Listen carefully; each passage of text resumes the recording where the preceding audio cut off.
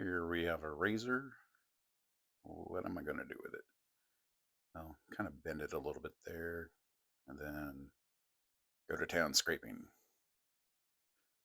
This part of the process is basically just trying to smooth out anything that, like, texture, it just lumpiness. It's sort of like quick sanding, get off the cat hair.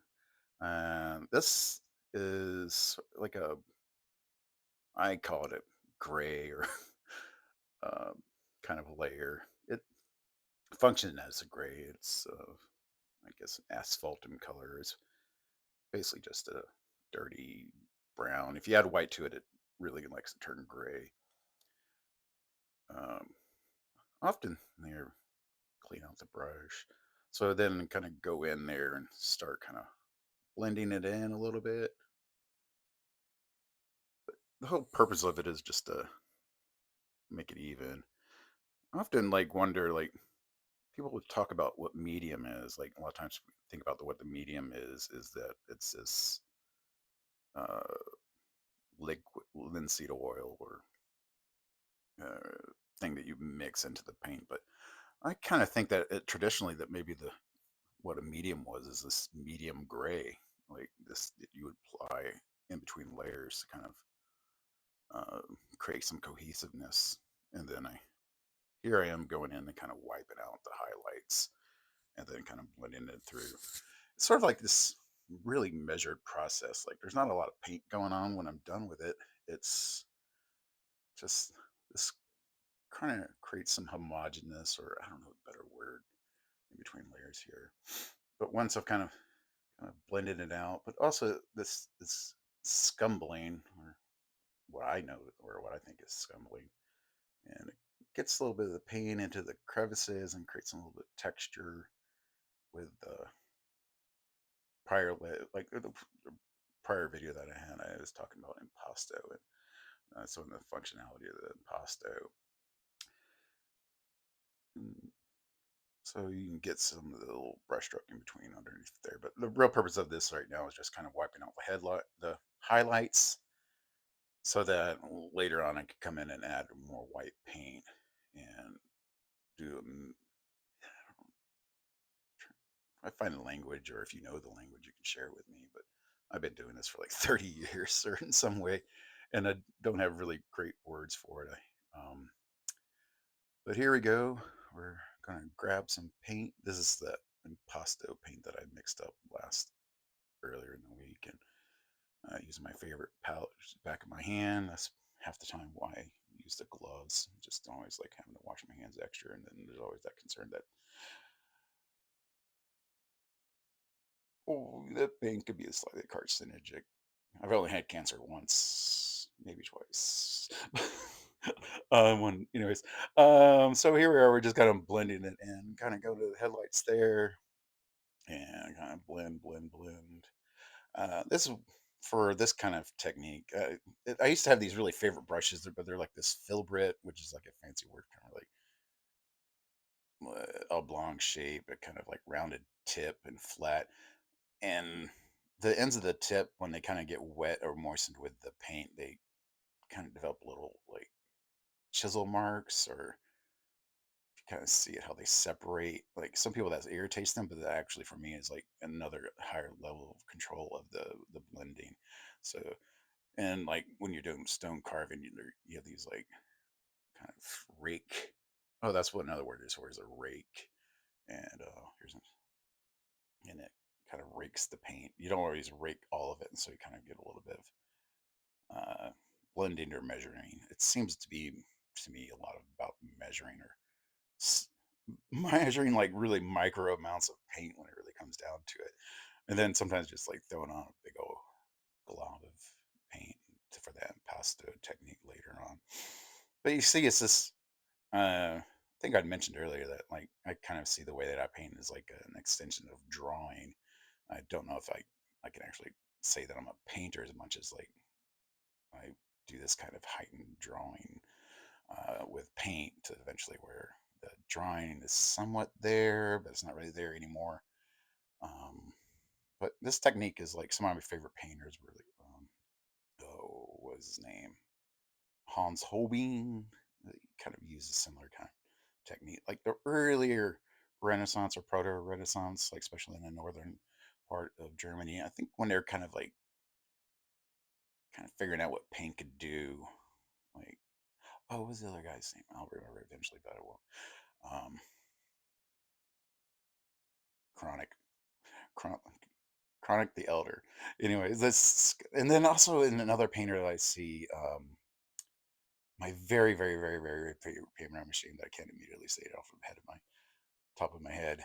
Um, Peter Bruegel, the Elder. When I really look at his paintings, like you can see all the way down. Like he would do like an ink drawing where I'm just like kind of getting around doing the ink by just applying the pastel and then like sealing it with a layer of imprimatura. But it's this heightening of the drawing with the paint, and I don't know, it's just I mean, I've only had like two drawing classes. Once with my favorite teacher and primary teacher, the Fury custodian. We only had 1 year with him, but we kind of cover up a lot of material, and so some of the other things that I've learned, I've kind of had to acquire over time. But he always introduced this like concept, and when I originally figured, like he introduced the concept of like chromatic gray painting or using chromatics to build paint. um didn't really fully understand it, but there's this like subtlety of chromatic grays, like primarily here, right? I'm using like a green kind of value to it, throwing on the old micro, what do you like, close up lens, and or you can get a little better. Hey Mike, that's my cat. Mike, he's trapped in the room here while I'm recording. But it's trying to give you a little bit better view of the what's going on with the paint and the texture. I gotta let him out of the room here.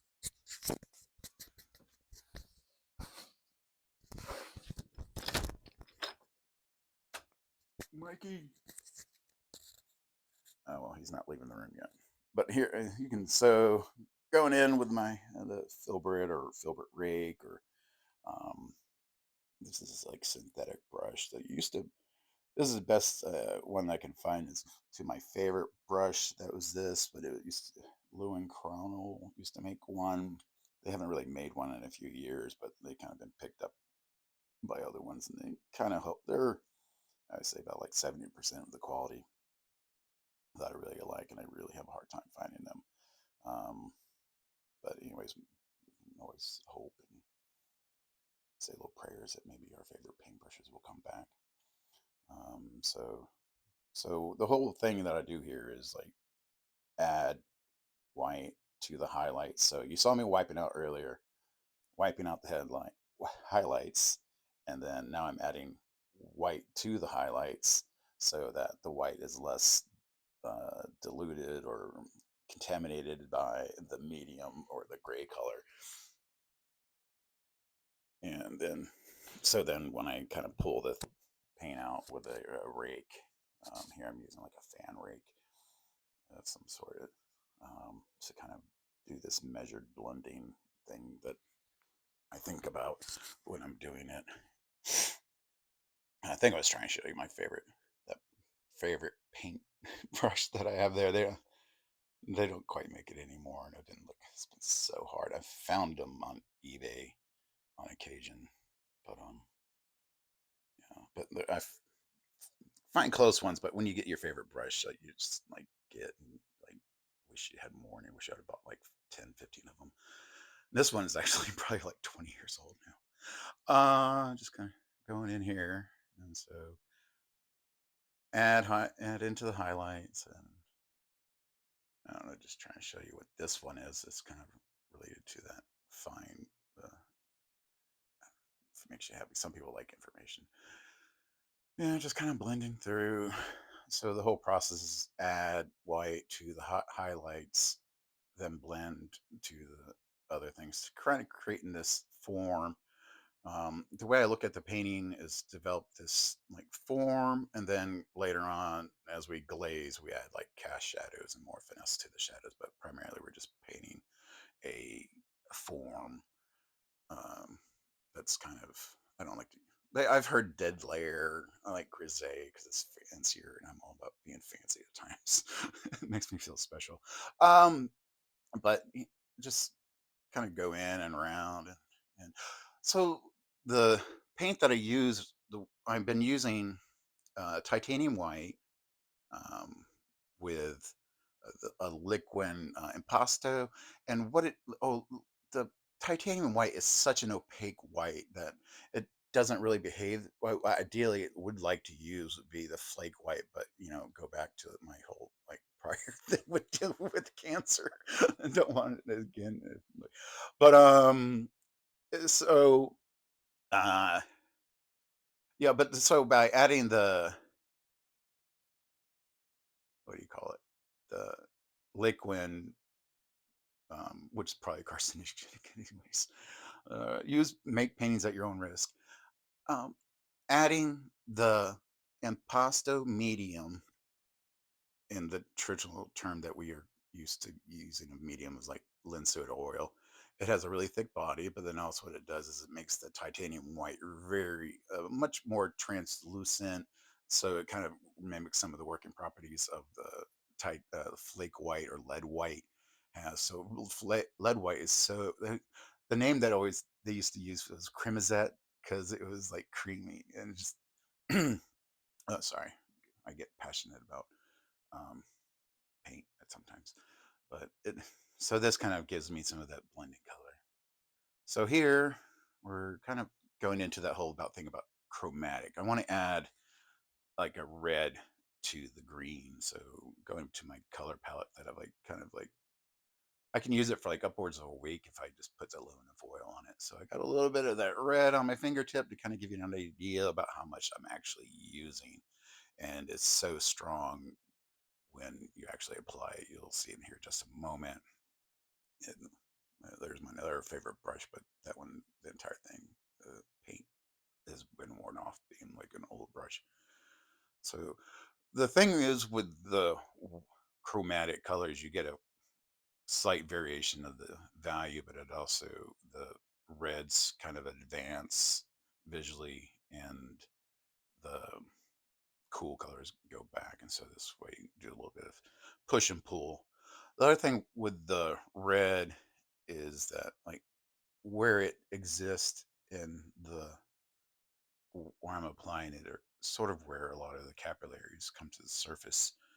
And also when you're kind of turning the form, like with foreshadowing, foreshortening, the you get a little bit more scene of the red.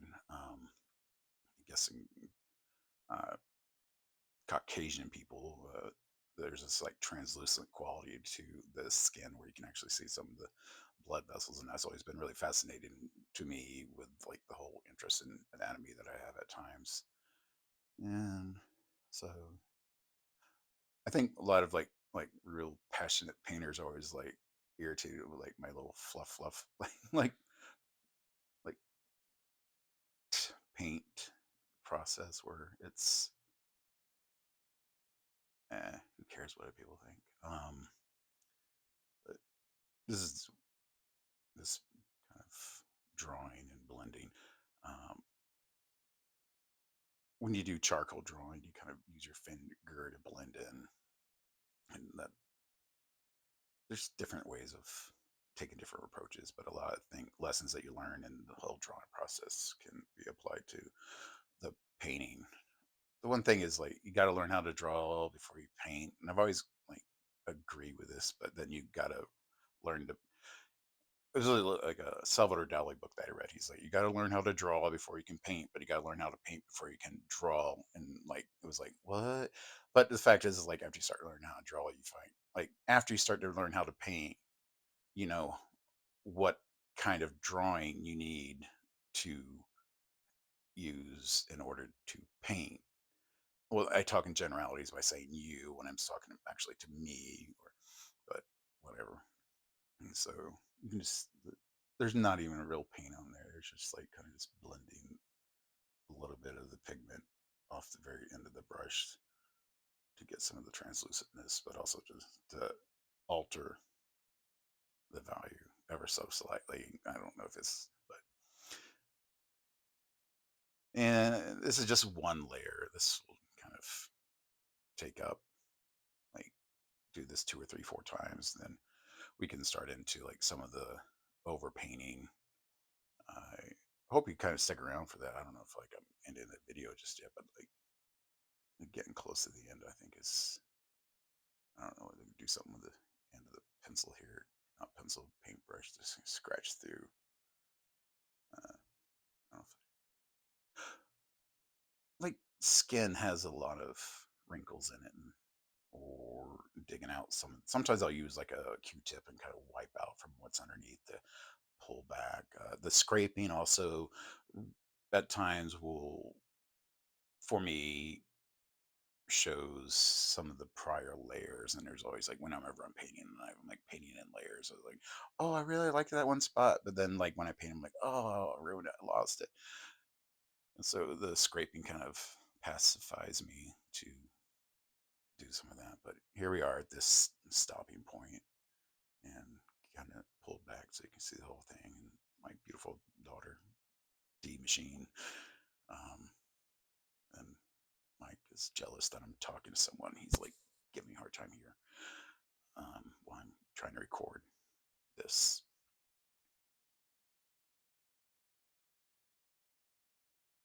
Thank you. And see you soon. Don't forget to like and